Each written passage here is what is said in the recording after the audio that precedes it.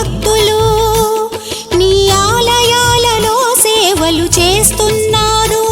నీ మార్గంలో పయనిస్తూ నీ ఆలయాలలో ప్రతి గురువారం అన్నదానం చేస్తున్నారు. నీ సందేశంతో నీ భక్తులు నీ ఆలయాలలో ఓం సాయి, శ్రీ సాయి, జయ జయ సాయి అంటూ నామ సప్తాహములు చేస్తున్నారు.